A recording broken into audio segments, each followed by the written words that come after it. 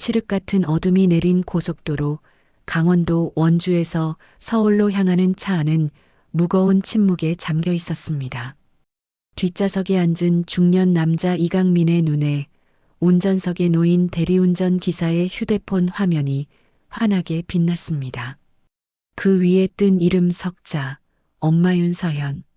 30년 전 불과 8개월의 짧은 결혼 생활 끝에 매몰차게 끝내버렸던 아내의 이름이었습니다. 마치 유령을 본 것처럼, 아니 30년간 땅속 깊이 묻어두었던 과거가 좀비처럼 되살아난 것처럼 그의 눈동자가 사정없이 흔들렸습니다. 전화 받으세요. 겨우 짜낸 그의 목소리는 형편없이 떨리고 있었지요. 운전석의 젊은 청년은 아무것도 모른 채 밝은 목소리로 전화를 받았습니다. 엄마, 저 이제 마지막 손님 모셔다 드리고 집에 갈게요. 스피커폰으로 들려온 그 목소리. 30년이라는 세월이 무색하게, 그 음성은 너무나도 선명했습니다. 이강민은 저도 모르게 손가락을 꼽기 시작했습니다. 2025년에서 29을 빼면 1996년. 그가 첫사랑과 이혼했던 바로 그 해였습니다. 만약 이혼 직후 서연이 임신 사실을 알았다면 아이는 그해 말이나 이듬해 초에 태어났을 것입니다. 도저히 믿을 수 없는 이 우연. 아니, 이것은 어쩌면 우연이 아닐지도 모릅니다. 손님 괜찮으세요? 백미러로 자신을 걱정스럽게 바라보는 청년의 눈. 그 선한 눈매가 왜 이토록 낯이 익은 걸까요? 이강민은 가슴 한편이 무너져 내리는 것을 느꼈습니다. 29해 동안 존재조차 몰랐던 아들이 지금 바로 한 뼘도 안 되는 거리에 있다는 것을 깨달은 순간이었습니다. 하지만 이 모든 일은 대체 어떻게 시작된 것일까요? 시간을 조금 되돌려 오늘 저녁 원주의 한 음식점으로 가보겠습니다. 평범한 일상 속에 운명처럼 숨겨진 놀라운 인연, 그 이야기를 지금부터 들려드리겠습니다. 그 전에 잠깐 구독과 좋아요 눌러주시면 큰 힘이 됩니다. 원주의 한 고깃집에서 50대 중년들의 유쾌한 웃음소리가 끊이지 않았습니다. 그 중에서도 유독 온화한 미소를 짓고 있는 남자, 이강민. 55의 나이에도 여전히 단정한 모습을 유지하고 있는 그는 오늘 동창회의 주인공이었습니다. 강민아, 부동산으로 대박 났다며? 서울에 건물이 몇 채야? 친구 하나의 너스레에 이강민은 겸손하게 손을 저었습니다. 에이, 무슨 대박이야. 그냥 운이 좋았지. 하지만 모두가 알고 있었습니다. 그가 맨손으로 시작해 지금의 자리에 오르기까지 얼마나 피땀 흘려 노력했는지를 말입니다. 그런데 강민이 너 재혼 안 했냐? 갑작스러운 질문에 좌중이 순간 조용해졌습니다. 30년 전 그가 불과 8달 만에 이혼했다는 사실은 모두가 아는 이야기였으니까요. 그냥 혼자가 편해서. 이강민이 씁쓸한 웃음을 지으며 소주잔을 비웠습니다. 그때 다른 친구가 불쑥 끼어들었습니다. 그때 그 서연이는 어떻게 사는지 아냐? 윤서연 말이야. 그 이름을 듣는 순간 이강민의 손이 미세하게 떨렸습니다. 30년이 지났지만 여전히 그 이름은 그의 가슴 한구석에 박힌 작은 가시였습니다. 글쎄, 연락 끊긴 지 오래야. 사실 그는 단 한 번도 찾아보지 않았습니다. 아니, 찾아볼 용기가 없었다는 편이 더 정확할 겁니다. 젊은 날의 미숙함으로 깊은 상처를 주고 헤어진 것이 늘 마음에 무겁게 걸렸기 때문입니다. 시간은 빠르게 흘러 밤 10시가 넘었습니다. 이강민은 자리에서 일어났습니다. 나 먼저 가볼게. 내일 아침 서울에서 일정이 있어서. 그는 스마트폰을 꺼내 대리운전 앱을 켰습니다.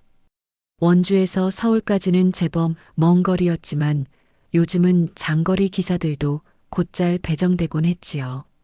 10분쯤 지났을까 깔끔한 검은색 점퍼 차림의 한 청년이 가게 안으로 들어섰습니다. 이강민 고객님 맞으십니까? 네, 제가 이강민입니다. 청년은 정중하게 고개를 숙였습니다. 안녕하세요. 대리운전 기사 이지훈입니다. 서울까지 안전하게 모셔다 드리겠습니다. 이지훈. 평범한 이름이었지만 왜인지 이강민은 그 이름이 귓가에 맴도는 것을 느꼈습니다. 검은색 제네시스 세단이 원주 시내를 부드럽게 빠져나가기 시작했습니다. 뒷좌석에 앉은 이강민은 백미러에 비친 청년의 옆모습을 물끄러미 바라보았습니다. 왠지 모르게 자꾸만 마음이 쓰이는 얼굴이었습니다. 처음에 어색한 침묵을 깬 것은 이강민이었습니다. 대리운전 하신 지 오래되셨어요? 3년 정도 됐습니다. 낮에는 다른 일을 하고 저녁에는 이렇게 대리운전을 하고 있어요. 힘드시겠네요. 뭐 먹고 살려면 열심히 해야죠. 청년 이지훈의 목소리에는 그늘 한 점 없었습니다. 오히려 밝고 긍정적인 기운이 느껴졌지요. 결혼은 하셨어요? 아직이요. 어머니 모시고 사는데 결혼은 좀 더 자리 잡고 나서 하려고요. 효자시네요. 효자는 무슨요? 당연한 거죠. 어머니가 저 혼자 키우시느라 고생을 많이 하셨거든요. 혼자 키우셨다는 말에 이강민의 귀가 번쩍 뜨였습니다. 아버지는 안 계세요? 제가 태어나기 전에 헤어지셨대요. 어머니가 자세한 얘기는 안 하시는데 아버지는 제가 있는 줄도 모르신다고 하더라고요. 이강민의 심장이 쿵 하고 바닥으로 떨어지는 것 같았습니다. 혹시나 하는 마음이 섬광처럼 스쳤지만 이내 고개를 저었습니다. 세상에 그런 우연이 어디 있겠습니까? 차는 어느덧 영동 고속도로에 진입했습니다. 원주의 불빛들이 점차 멀어지고 칠흑 같은 어둠이 차창을 뒤덮었습니다. 어머니가 원주에 계시나 보네요. 네, 작은 식당을 하고 계세요.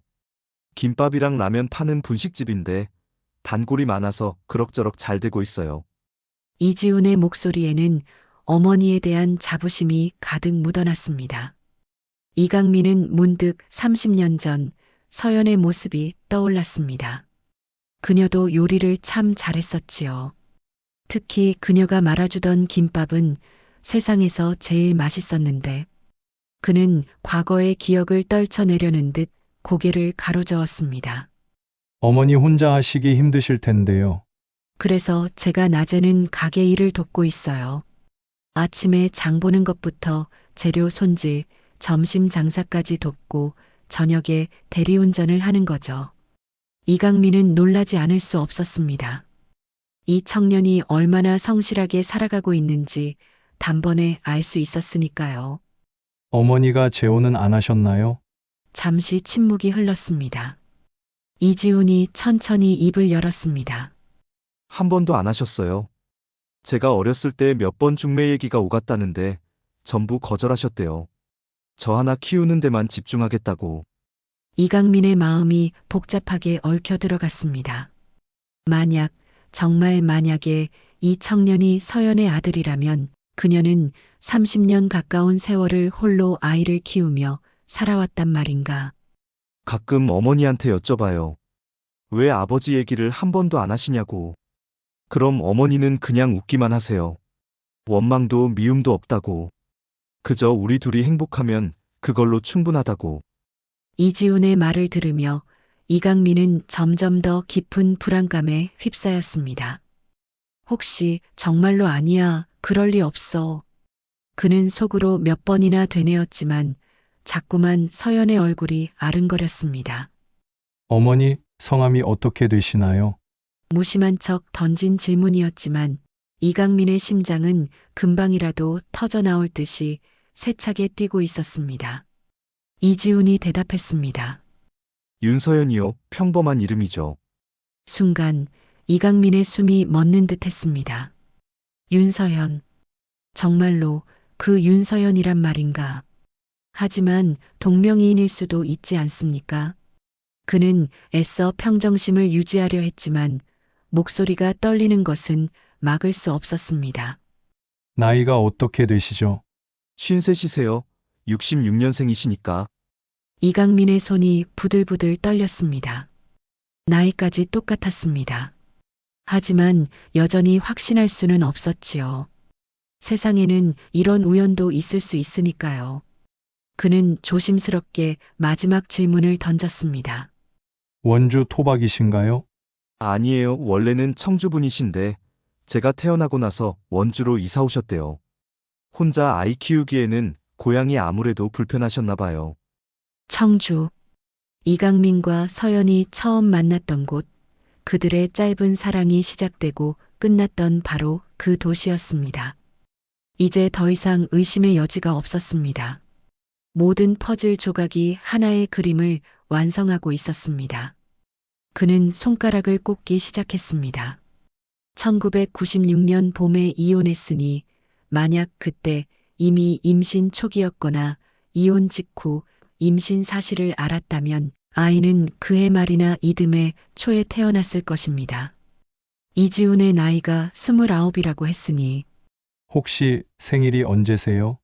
갑작스러운 질문에 이지훈이 의아해하며 대답했습니다. 12월이요. 12월 15일이에요. 이제 곧 30이네요. 이강민의 심장이 쿵쿵 온몸을 울렸습니다. 시기가 정확하게 맞아떨어졌습니다. 모든 것이 명확해졌습니다. 이혼하고 약 8개월 후 서연이 임신 사실을 알았을 때는 이미 두 사람이 남남이 된 후였을 겁니다. 그녀는 왜 연락하지 않았을까요? 아니, 어쩌면 연락하려 했지만 손님, 괜찮으세요? 얼굴이 너무 안 좋아 보이시는데? 이지훈의 걱정스러운 목소리에 이강민이 퍼뜩 정신을 차렸습니다. 아, 네, 괜찮아요. 그냥 좀 피곤해서. 휴게소에 잠시 들를까요? 커피라도 한잔 하시면. 아니에요. 괜찮습니다. 계속 가주세요. 이강민은 뒷좌석에 깊숙이 몸을 묻었습니다. 머릿속이 터질 것처럼 복잡했습니다. 29년. 그토록 긴 세월 동안 자신에게 아들이 있었다는 사실을 까맣게 모르고 살았다니. 만약 이것이 모두 사실이라면 서연은 대체 왜 침묵했던 것일까요? 그때 이지훈이 다시 입을 열었습니다. 사실 저도 가끔 궁금해요. 제 아버지가 누구신지, 어떤 분이신지. 하지만 어머니가 그렇게까지 말씀을 안 하시는 걸 보면 분명 뭔가 깊은 사정이 있으신 것 같아서 더는 여쭙지 않아요. 이강민은 아무 대답도 할 수 없었습니다. 목이 꽉 메어왔기 때문입니다. 어머니는 가끔 그러세요. 아버지도 나쁜 사람은 아니었을 거라고. 그저 우리 인연의 시기가 안 맞았을 뿐이라고. 젊어서는 다들 실수도 하고 미숙하기도 하니까 원망하지 말라고 하세요. 서연다운 말이었습니다. 그녀는 언제나 그랬지요. 남을 탓하기보다 모든 것을 자신이 감내하는 쪽을 택하는 사람이었습니다. 이강민은 그런 그녀의 성격이 답답했고 결국 그것이 이별의 한 원인이 되기도 했었지요. 훌륭한 어머니를 두셨네요. 이강민의 진심 어린 말에 이지훈이 환하게 웃었습니다. 감사합니다. 저도 그렇게 생각해요. 세상에서 최고의 어머니라고요. 차는 어느덧 여주 부근을 지나고 있었습니다. 서울까지는 30분 남짓 남은 거리. 이강민은 뒷좌석에서 조용히 청년의 뒷모습을 바라보았습니다. 그 코의 선, 턱의 각도, 보면 볼수록 낯익은 느낌이 들었습니다. 그때 이지훈의 휴대폰이 울렸습니다. 화면에 뜬 이름은 역시나 엄마 윤서연. 이강민의 가슴이 다시 한번 철렁 내려앉았습니다. 죄송합니다. 어머니 전화인데 받아도 될까요? 그럼요, 받으세요. 이지훈이 블루투스 이어폰의 버튼을 눌렀지만 고요한 차 안에서는 통화 내용이 어렴풋이 들려왔습니다. 이강민은 숨을 죽였습니다. 지훈아, 조심해서 운전하고 있니? 그 목소리 30년의 세월이 묻어 있었지만 분명 서연의 목소리였습니다. 이강민은 저도 모르게 손으로 입을 막았습니다. 북받쳐 오르는 감정을 억누르기 위해서였지요.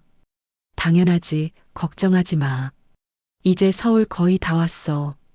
밥은 먹었고? 막걸리 마시고 운전하는 거 아니지? 엄마, 내가 미쳤어? 대리운전하는 사람이 술을 마시겠어? 이지훈의 목소리에는 장난스러운 투정이 섞여 있었습니다. 정겨운 모자의 대화였습니다. 알았어. 손님 계시니까 이만 끊을게.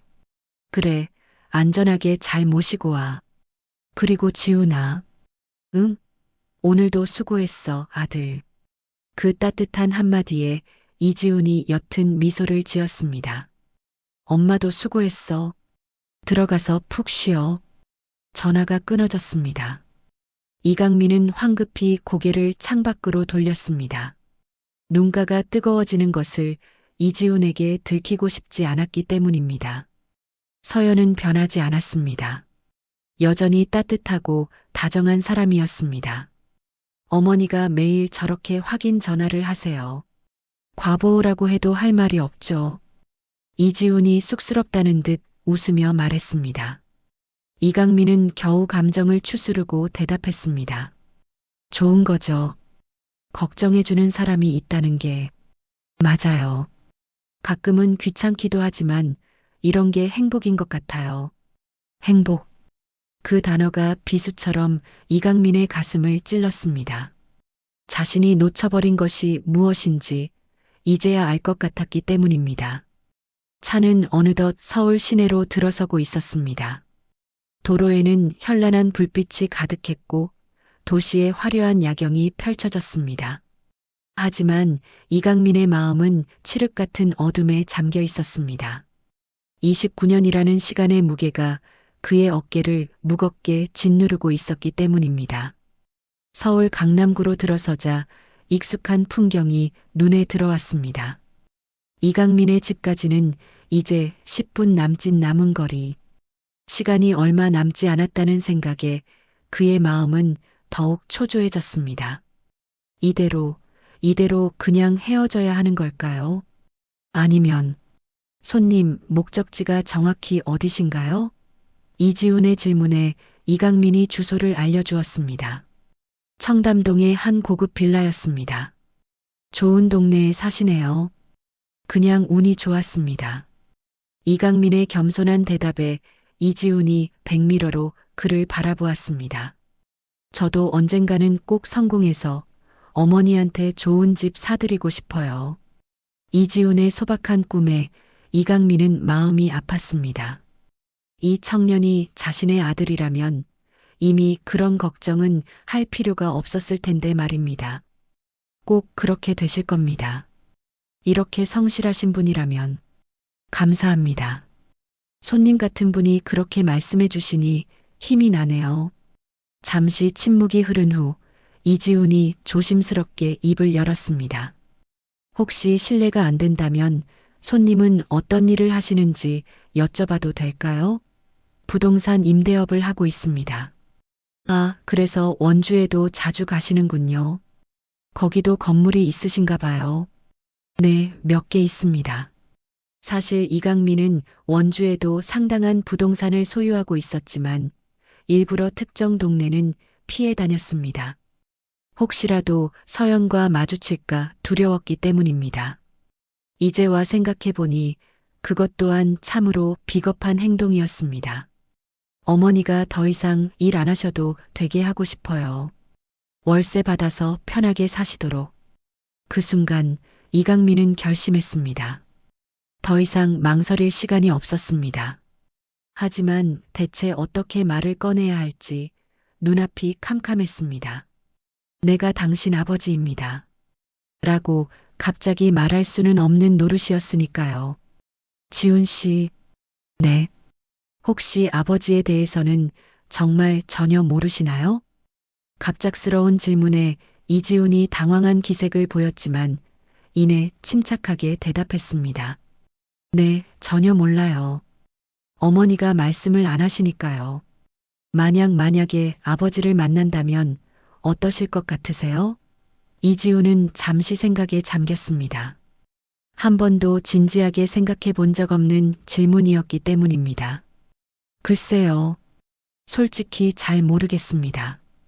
원망하는 마음이 없다면 거짓말이겠죠.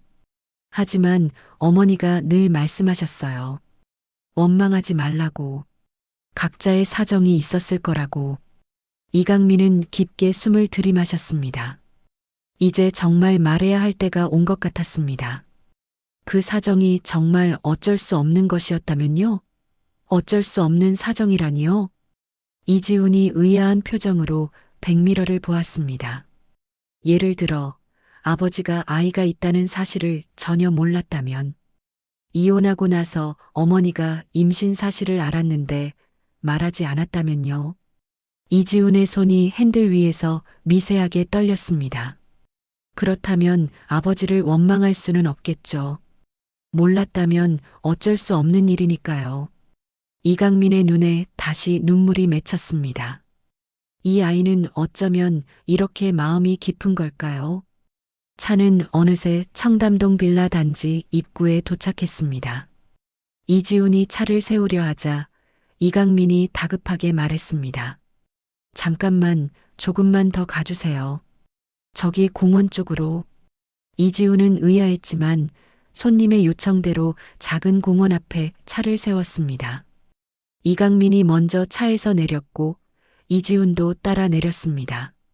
새벽 2시가 가까운 시간, 공원은 고요했습니다. 지훈 씨, 제가 지금부터 하는 말을 듣고 너무 놀라지 마세요. 이지훈의 표정이 긴장으로 굳었습니다. 사실 저는 30년 전에 결혼했다가 8개월 만에 이혼한 적이 있습니다. 그때 제 아내의 이름이 윤서연이었습니다. 청주 출신이었고 지금 53이지요. 이지훈의 얼굴이 새하얗게 질렸습니다. 설마 하는 생각이 머릿속을 가득 채웠습니다. 저는 이혼하고 나서 서울로 왔고 그 후로 단 한 번도 연락하지 않았습니다. 그런데 오늘 당신을 만나고 당신 어머니의 이름을 듣고 나이를 계산해 보니 이강민은 말을 잇지 못했습니다. 목이 메어왔기 때문입니다. 이지훈이 벤치에서 벌떡 일어났습니다. 그럼 손님이. 네. 제가 아마도 당신의 아버지인 것 같습니다. 순간 세상의 모든 소리가 멎었습니다. 정적이 흘렀습니다. 이지훈은 선체로 이강민을 멍하니 바라보았고 이강민은 고개를 숙인 채 소리 없이 눈물만 흘리고 있었습니다. 29년 동안 저는 당신이 세상에 있는 줄도 몰랐습니다. 서연이, 당신 어머니가 왜 말하지 않았는지는 모르겠지만 아마도 저를 붙잡고 싶지 않았던 것 같아요. 이지훈은 여전히 말이 없었습니다. 충격이 너무 커서 무슨 말을 해야 할지 모르겠다는 표정이었지요. 미안합니다. 정말 미안해요. 내가 조금만 더 성숙했다면, 조금만 더 책임감이 있었다면 우리는 헤어지지 않았을 텐데. 그럼 당신과 서연이가 그렇게 힘들게 살지도 않았을 텐데. 이강민의 울음 섞인 목소리가 조용한 공원의 나직이 울려 퍼졌습니다. 한참을 서 있던 이지훈이 천천히 다시 벤치에 앉았습니다. 그리고 깊은 침묵 끝에 뜻밖의 이야기를 꺼냈습니다. 어머니 핸드폰에 가끔 모르는 번호로 전화가 와요. 받지는 않으시더라고요. 그리고 며칠 후면 꼭 통장에 돈이 들어와요. 익명으로. 이강민이 고개를 들었습니다. 이지훈이 그를 똑바로 바라보고 있었습니다. 그게 손님이었나요? 이강민은 놀란 눈으로 이지훈을 바라보았습니다. 익명 송금이라니 금시초문이었습니다. 그는 고개를 저었습니다. 아닙니다. 그건 제가 아니에요. 저는 정말로 오늘에야 당신의 존재를 알았습니다. 이지훈은 이강민의 눈을 뚫어지라 쳐다보았습니다. 그 눈빛이 거짓을 말하는 것 같지는 않았습니다. 그렇다면 대체 누가 10년이 넘는 세월 동안 어머니에게 돈을 보내고 있는 것일까요? 정말로 오늘 처음 아신 거예요? 29년 동안 단 한 번도 의심하지 않으셨어요? 이강민이 씁쓸하게 웃었습니다. 의심할 여지가 없었습니다. 서연이가, 당신 어머니가 아무 말도 하지 않았으니까요. 이혼할 때도 깔끔하게 끝내자고 했고 위자료조차 거부했습니다. 그저 각자의 길을 가자고. 이지훈이 긴 한숨을 내쉬었습니다. 어머니다운 선택이었네요. 누구에게도 부담 주기 싫어하는 성격이시니까요. 어머니는 왜 말씀 안 하셨을까요? 제가 당신이 있다는 걸 알았다면 모든 것이 달라졌을 텐데 아마도 동정받고 싶지 않으셨던 것 같아요. 아니면 아버지가 저 때문에 의무감으로 돌아올까봐 두려우셨거나 어머니는 그런 사람이었어요. 사랑 없는 관계는 원하지 않는. 두 사람은 한동안 말없이 앉아 있었습니다. 새벽 공기가 제법 차가웠지만 아무도 추위를 느끼지 못했습니다. 마음이 너무나도 복잡했기 때문입니다. 그동안 어떻게 사셨어요? 이지훈의 조용한 질문에 이강민이 대답했습니다. 일만 했습니다. 성공해야 한다는 생각 하나로 미친 듯이 일했지요. 돈은 많이 벌었습니다. 건물도 여러 채 생겼고요. 하지만 행복하지는 않았어요. 늘 가슴 한구석이 텅 빈 것 같았지요. 재혼도 하지 않았습니다. 할 수가 없었어요. 이지훈은 이강민의 쓸쓸한 표정을 보며 묘한 감정을 느꼈습니다. 원망해야 마땅한 사람인데 왜 이렇게 불쌍해 보이는 걸까요? 어머니도 재혼 안 하셨어요. 기회가 없었던 건 아닌데 전부 거절하셨대요. 서연이가 혹시 나를 아직도 이강민은 말을 끝맺지 못했습니다. 감히 그런 기대를 할 자격이 없다고 생각했기 때문입니다. 이지훈이 고개를 저었습니다. 모르겠어요. 어머니는 그런 얘기는 안 하시니까 그냥 저 키우는 게 행복하다고만 하셨어요. 그때 이지훈의 휴대폰이 다시 울렸습니다. 역시 어머니였습니다. 받아도 될까요? 그럼요. 이지훈이 이번에는 스피커폰으로 전화를 받았습니다. 이강민도 들으라는 배려였지요. 엄마, 아직 안 잤어? 너 때문에 잠이 안 와서. 아직 서울이니? 응, 곧 집에 갈 거야. 걱정하지 마. 지훈아. 서연의 목소리가 잠시 머뭇거렸습니다. 왜? 아니야. 그냥 사랑한다. 이지훈의 눈가가 붉어졌습니다. 나도 사랑해, 엄마. 전화가 끊어졌습니다. 이강민은 손으로 얼굴을 감쌌습니다. 서연의 목소리를 듣는 것만으로도 가슴이 미어졌습니다. 저 목소리를 29년 동안 듣지 못하고 살았다니. 어머니를 만나실 건가요? 만나고 싶습니다.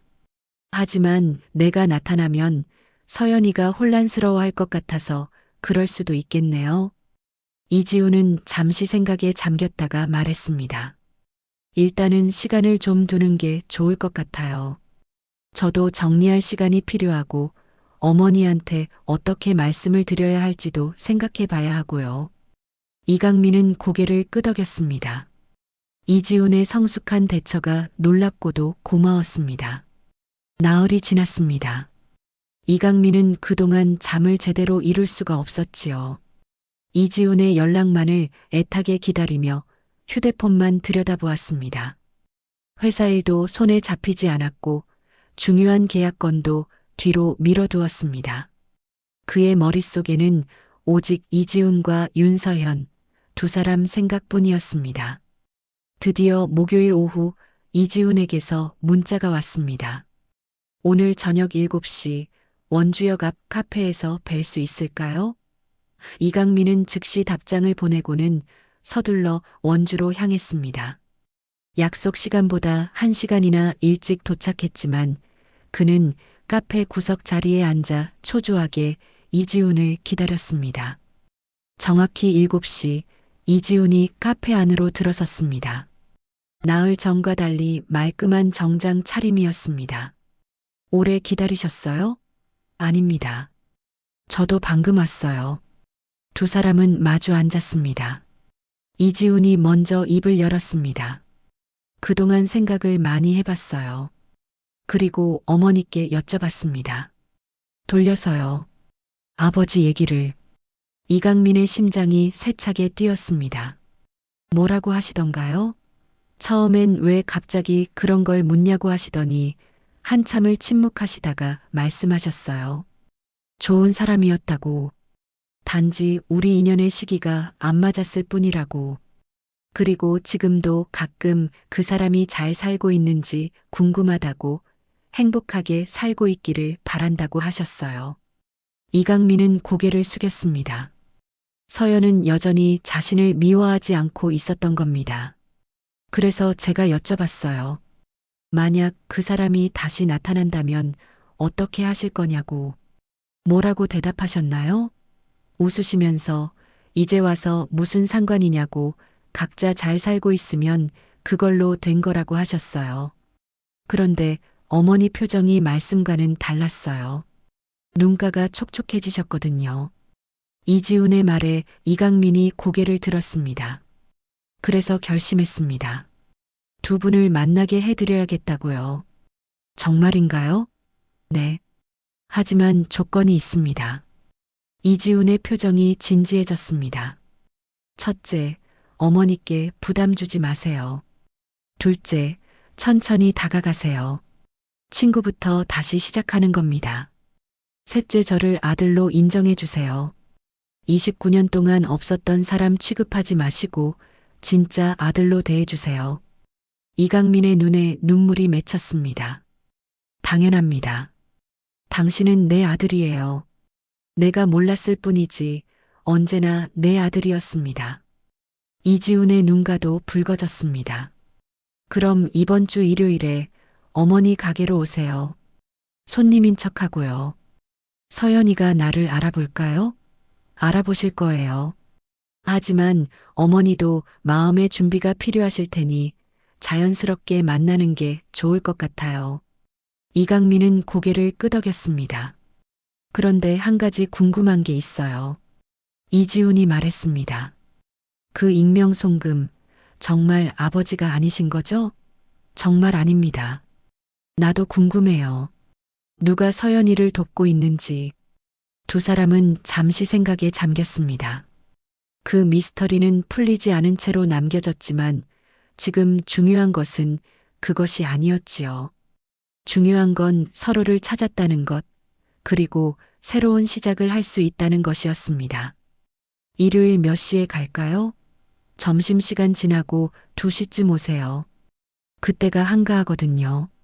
알겠습니다. 이지훈이 일어서며 말했습니다.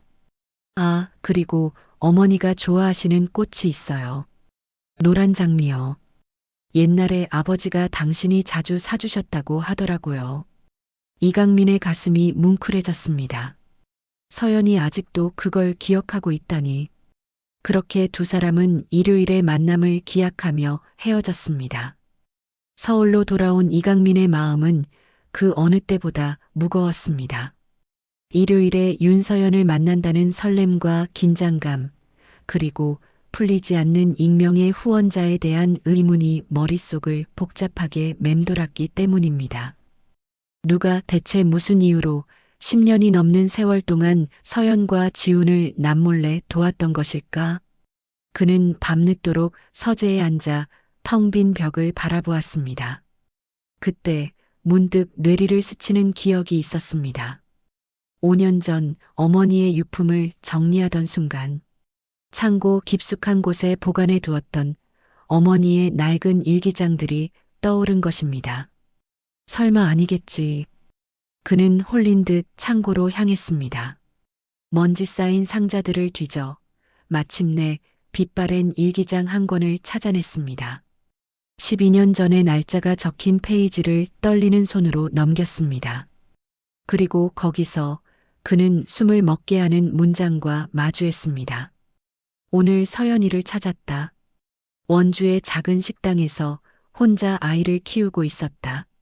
내 손자를. 강민이는 모르지만 나는 할머니로서 해야 할 일을 하기로 했다. 매달 조금씩이라도 보태주기로. 서연이가 알면 거부할 테니 익명으로. 이강민은 그 자리에 주저앉고 말았습니다. 익명의 후원자는 바로 자신의 어머니였습니다. 아들에게조차 말하지 않고 홀로 며느리와 손자를 지켜보고 계셨던 겁니다. 그는 계속해서 일기를 읽어 내려갔습니다. 강민이가 서연이와 이혼한 건 내 책임도 있다. 내가 아들에게 더 큰 성공을 바라게 만들었으니까 이제라도 속죄하고 싶다.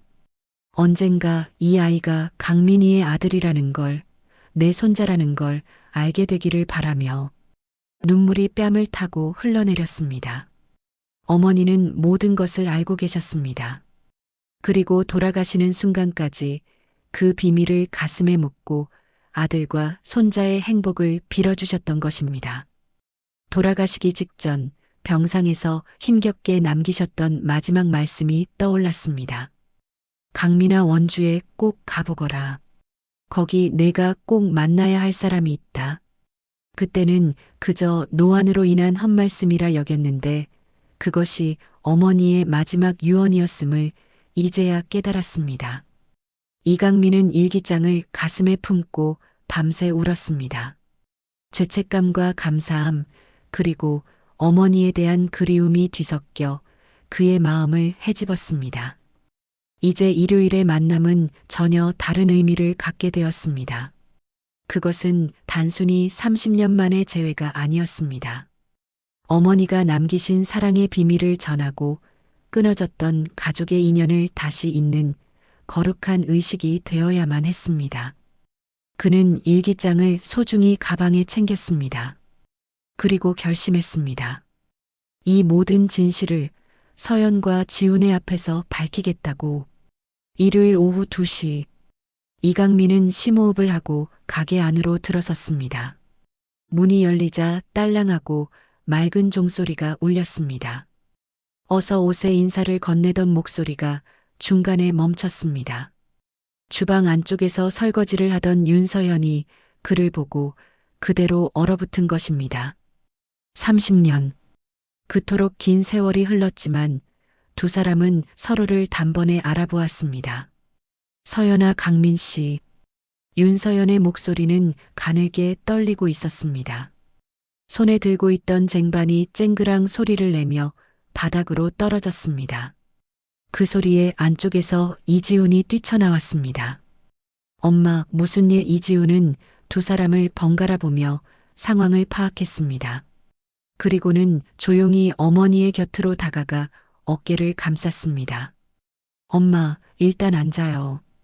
윤서연은 아들의 부축을 받아 작은 테이블 의자에 주저앉았습니다.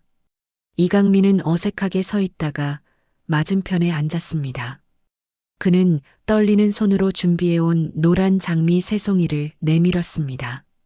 이거 내가 좋아했잖아. 윤서연은 꽃을 받지 않고 그저 바라보기만 했습니다. 왜 이제 와서? 미안해. 정말 미안하다. 나는 지훈이가 있는 줄도 몰랐어. 내가 왜 말하지 않았겠니? 윤서연이 고개를 숙였습니다. 말하면 뭐가 달라졌을까? 당신은 이미 새로운 인생을 시작했을 테고 나는 그저 당신의 짐이 되었을 테니까. 그런 게 아니야. 알았다면 의무감으로 돌아왔을까? 그건 더 싫었어. 두 사람 사이에 무거운 침묵이 흘렀습니다. 30년의 세월이 그들을 짓누르고 있었습니다. 나도 당신을 잊지 못했어요. 미워하려고 애를 써도 그게 잘 안 됐어요. 지훈이가 당신을 닮아가는 걸 보면서 매일 당신 생각이 났어요. 이강민이 다시 입을 열었습니다. 서연아, 할 말이 있어. 우리 둘만의 이야기가 아니야. 그는 가방에서 낡은 일기장을 꺼냈습니다. 이건 우리 어머니의 일기장이야. 윤서현과 이지훈의 눈이 동그래졌습니다. 이강민은 떨리는 목소리로 12년 전의 기록을 읽어 내려가기 시작했습니다. 할머니가 어떻게 그들을 찾았는지, 어떤 마음으로 남몰래 돈을 보내왔는지, 그리고 얼마나 손자를 보고 싶어 했는지. 일기장의 내용이 밝혀질수록 가게 안은 눈물바다가 되었습니다. 윤서연은 손으로 입을 막으며 오열했습니다. 어머님이 저 때문에 아들과 사이가 틀어지셨을 텐데 이지훈의 눈에서도 뜨거운 눈물이 흘러내렸습니다. 할머니가 저희를 계속 지켜주고 계셨네요. 이강민이 일기장을 덮으며 말했습니다. 어머니는 돌아가시기 직전까지도 당신들 걱정을 하셨어. 나한테 원주에 꼭 가보라고, 거기 만나야 할 사람이 있다고. 그때는 무슨 말씀인지 몰랐는데 모든 비밀이 풀리는 순간이었습니다. 그 주말 세 사람은 함께 이강민 어머니의 묘소를 찾았습니다. 이지우는 처음으로 할머니의 산소 앞에 큰 절을 올렸습니다. 할머니, 저 지훈이에요. 이제야 인사드려요. 그동안 저희를 지켜주셔서 정말 감사합니다. 묘소에서 돌아오는 길, 윤서연이 조용히 입을 열었습니다. 강민 씨, 응? 우리 다시 시작해 볼까요? 이강민이 놀란 눈으로 윤서연을 바라보았습니다. 어머님이 이렇게까지 우리를 지켜주셨는데, 이제는 정말 가족이 되어야 할 것 같아요. 이지훈이 두 사람의 손을 잡아주었습니다.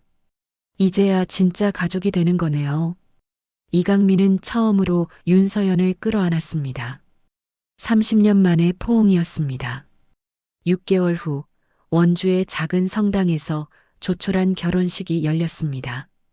재혼이 아니라 복혼이었습니다. 30년의 긴 여행을 마치고 다시 제자리로 돌아온 두 사람을 위해 아들 이지훈이 직접 주례를 섰습니다. 30년이라는 긴 시간을 돌아 다시 함께 서신 두 분을 진심으로 축복합니다. 이제는 다시는 서로의 손을 놓지 마시고 남은 인생을 함께 행복하게 채워나가시길 바랍니다. 이강민과 윤서연은 서로를 마주보며 미소 지었습니다. 늦었지만 아니 늦었기에 더욱 애틋하고 소중한 사랑이었습니다.